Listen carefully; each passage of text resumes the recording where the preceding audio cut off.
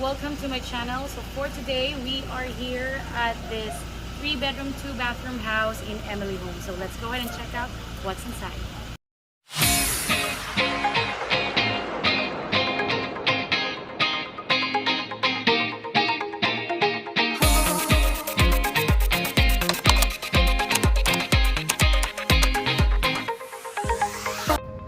This house and lot has a lot area of 110 square meters and a total living space of 65 square meters.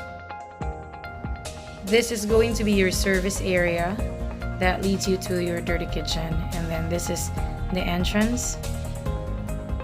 You have a little space here, landscape already, and then this is your living area. Whatever is in the house is part of the sale.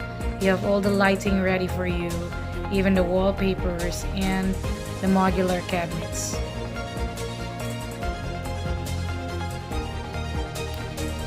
This door will lead you to your dirty kitchen and your service area. Here you go.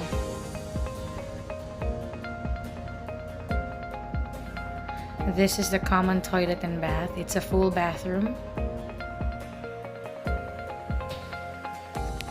The master's bedroom includes the bathroom, plus you have the cabinet, and it also includes this mirror right over here and the bed.